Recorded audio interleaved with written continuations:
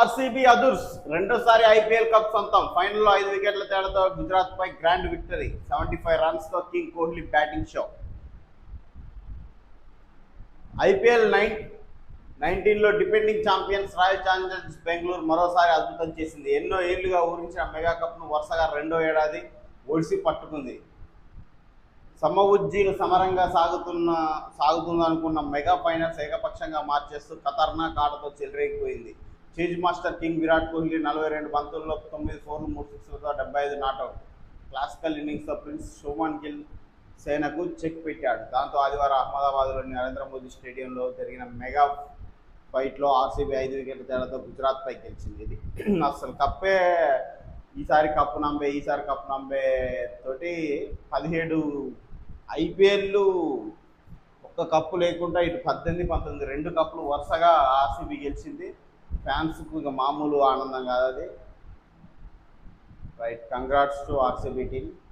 ఈ నెల 16 నుంచి TET Telangana teacher eligibility test exam షెడ్యూల్ను విద్యాశాఖ విడుదల చేసింది. జూన్ 16 నుంచి 22 వరకు ఆన్లైన్ పద్ధతిలో పరీక్షలు నిర్వహించనున్నట్లు ఎస్సీఆర్టీకి డైరెక్టర్ రమేష్ ఆదివారం ఒక ప్రకటనలో వెల్లడించారు.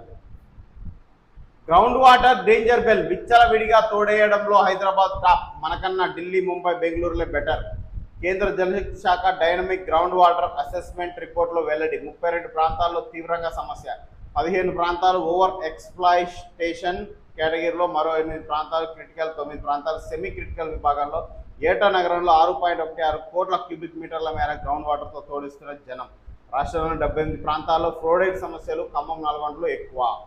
ఇక ఇప్పుడు ఢిల్లీ, ముంబై, బెంగళూరు ఏంటంటే వాళ్ళు ఆల్రెడీ ఎక్స్పీరియన్స్ చేసిరు ఆ సమస్యను. నీటి కరువు అనేది ఎట్లుంటుంది అనేది వాళ్ళు ఎక్స్పీరియన్స్ చేసి కాబట్టి జాగ్రత్త పడుతున్నారు. ఇప్పుడు మనం మనకాడ ఇన్ని రోజులు ఆ ప్రాబ్లం లేదు కదా, ఈ అలవాటు విచ్చలవిడిగా నీటిని వృధా చేయడం అలవాటు. ఇప్పుడు ఎదుర్కొంటాం మనం ఆ సమస్యని. కాబట్టి నీళ్ళు అందుకే చూసి వాడాలి, జాగ్రత్తగా వాడాలి. జీతాలు ఇక చేతికిచ్చుడు బంద్. ప్రైవేట్ కాంట్రాక్ట్ కార్మికులకు క్యాష్ రూపంలో శాలరీలు ఇవ్వడం నిషేధం. ఆన్లైన్ బదిలీ లేదా చెక్కుల ద్వారానే ఇవ్వాలి. ఆదివారం ఆఫ్ ఉన్న జీతం ఫుల్ అమల్లోకి. 26 రోజుల ఫార్ములా. ఓవర్ టైం చేస్తే డబ్బులు ధమాకా. పాత జీతాలపై 10% పెంపు, 10% అదనపు పెంపు. జెండర్ ఏదైనా జీతం ఒక్కటే. ఏజెన్సీలు ఎగ్గొడితే మెయిన్ కంపెనీదే పూచి. రాష్ట్ర ప్రభుత్వం ఉత్తర్వులు.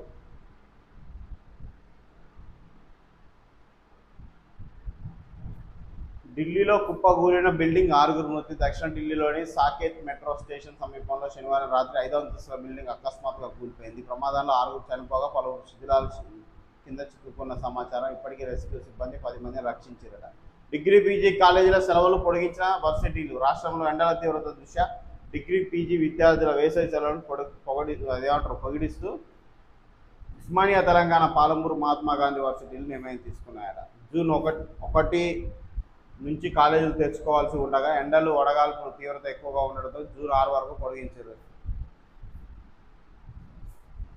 వానాకాలంలో ఆరుతడి పంటల వైపు రైతులను పప్పులు, నూనె గింజల వైపు మళ్లించాలని సర్కారు యోచన. ఈసారి వర్షాలు తక్కువ ఉంటాయని ఐఎండీ అంచనా. ఎల్నినోతో కరువు పరిస్థితులు, వరి సాగు పెరిగితే కష్టాలు. ధాన్యం కొనుగోలు కేంద్రం వెనుకడుగు.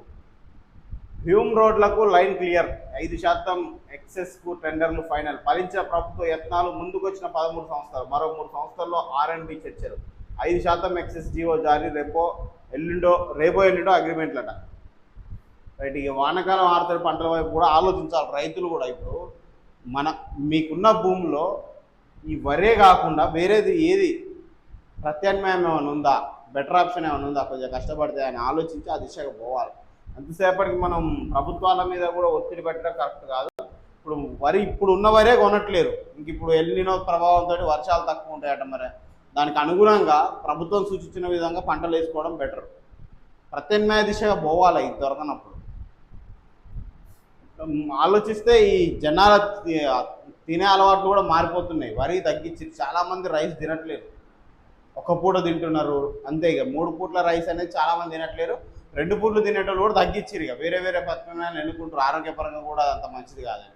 కాబట్టి రైతులు కూడా ఆ దిశగా ఆలోచన చేయాలి. దానికి ప్రత్యామ్నాయం ఏముంది అనేది ఆలోచించి ఆ దిశగా పోవాలి. భర్త కళ్ళ ముందే భార్య గొంతు కోసిన దుండగులు. అడ్డుకోబోయిన భర్త పైన కత్తితో దాడి. భార్య మృతి. ఆసుపత్రిలో చికిత్స పొందుతున్న భర్త. సంగారెడ్డి జిల్లా ఐడిఏ బొల్లారంలో దారుణం, రేప్ చేసి చంపినట్టు అనుమానాలట. రాత్రిపూట మార్కెట్కు వెళ్లి తిరిగి వస్తున్న దంపతులపై కొందరు దుండగులు అతి కిరాతకంగా దాడి చేశారు. భర్త కళ్ళ ముందే భార్య గొంతుకోసి చంపారు. అడ్డుకోబోయిన భర్తపై దాడి చేశారు. ఈ దారుణ ఘటన సంగారెడ్డి జిల్లా జిన్నారం మండలం ఐడిఏ బొల్లారం శనివారం రాత్రి జరగ్గా ఆలస్యంగా వెలుగులోకి వచ్చింది. బీహార్కు చెందిన మీనా 35, ఆమె భర్త అనిల్ 40 ఐడిఏ బొల్లారం వెంకటేశ్వర నగర్ కాలనీలో నివాసం ఉంటున్నారు. అనిల్ స్థానికంగా ఓ పరిశ్రమలో పనిచేస్తున్నాడు. శనివారం రాత్రి అతడు భార్యతో కలిసి బైక్పై బొల్లారం మార్కెట్ వెళ్లి కూరగాయలు కొనుగోలు చేసి 10:30 గంటల ప్రాంతంలో ఇంటికి తిరిగి ప్రయాణం అయ్యాడు. ఈ క్రమంలో గండిగూడెం శివార్ స్పోర్ట్స్ గ్రౌండ్ వద్ద రాగానే కొందరు గుర్తు తెలియని ఆగదాయిలు అడ్డగించి మీనా చేయి పట్టుకొని వేధించారు. వీళ్ళని ఏం చేయాలంటే నడి రోడ్డు మీద ఉరి తీయాలి, లేకపోతే షూట్ చేయాలి. ఈ దుండగులను పట్టుకున్నాం, ఈ అంతకులను ఎట్లా తెగించారంటే అది గంజాయి మత్తుల్లో డ్రగ్స్ మత్తుల్లో చేసిన పని. అది 90% అదే అయి ఉంటుంది. అరే 10:30కు మార్కెట్ కూరగాయలు కొనుక్కోవడానికి పోయించిన దంపతుల మీద ఈ అగాత్యం చేసి భార్యను చంపినట్టు భర్త హాస్పిటల్ పాలయ్యిండు. వీళ్ళు గంజాయి మత్తుల్లో డ్రగ్స్ మత్తుల్లో చేసిన కథ అది. కాబట్టి వాళ్ళని పట్టుకున్న తర్వాత నడి రోడ్డు మీద షూట్ చేయాలి, ఇంకొకరిని భయం కలిగేటట్టు, ఉరి తీయాలి, ఇంకొకరిని భయం కలిగేటట్టు, మంచిగా తీసుకుపోయి జైల్లో మేపి సంవత్సరాలు యావజ్జీవ కారాగార శిక్షలు వేసి లోపల ఏం చేస్తారంటే వాళ్ళని రోజు కొడతారా, శిక్షిస్తారా? బ్రహ్మాండంగా 3 పూట్ల మంచి ఫుడ్ తింటాడు, పని చేస్తాడు. కోట్ల కేసులు ఏమో పెండింగ్లో పడతా ఉంటాయి. ఈ కథలు నడవద్దు. ఇలాంటి వాళ్ళను ఏం లేదు, అదే రోజు పట్టుకోగానే నిర్ధారించుకోగానే విచారణ అయిపోగానే అందరు జనాలు చూస్తుండగా ఉరి తీయడం షూట్ చేయడం చేయాలి, ఇంకొకరిని భయం కలగాలి, కఠిన శిక్షలు అమలు అవుతున్నాయిరా అని ఆ దిశగా ఆలోచించాలి.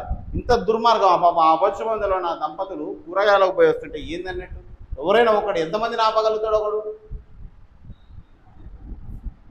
పోలీసులు మాత్రం ఇప్పుడు ప్రతి రోడ్డు మీద పోలీసులకి నిలబడతారా? లైన్గా కాపలా కాస్తారా?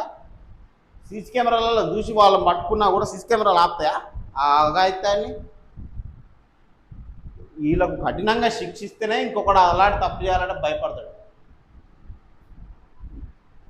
17 ఏళ్ల విద్యార్థులు దేశద్రోహుల పరీక్షల్లో అవకతవకలపై ప్రశ్నిస్తే సోరస్ ఏజెంట్లని అంటారా రాహుల్ గాంధీ? మోదీ సర్కార్పై లోక్సభ ప్రతిపక్ష నేత ఫైర్. సిబిఎస్ఈ ఓఎస్ఎం పరీక్షపై కేంద్రాన్ని నిలదీసిన వేదాలు అని స్నేహితులతో ముఖాముఖి. ఆ విద్యార్థులు చాలా ధైర్యవంతులు, ప్రశంస. వారికి న్యాయం జరిగేదాకా పోరాడతామని వెల్లడి.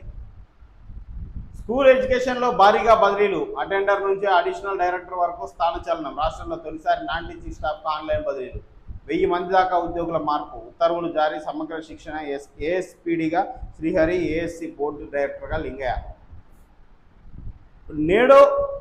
నేడు రెండో విడత ఇందిరమ్మ ఇండ్లకు శ్రీకారం. ఆసిఫాబాద్ జిల్లాలో ప్రారంభించిన సీఎం రేవంత్ రెడ్డి. కొత్తగూడలో 25 ఇందిరమ్మ ఇండ్ల సామూహిక గృహప్రవేశాలు. 112.14 కోట్ల అభివృద్ధి పనులకు శంకుస్థాపన. ప్రారంభోత్సవాలు. కాగజ్ నగర్ ఎక్స్ రోడ్డు వద్ద భారీ బహిరంగ సభ.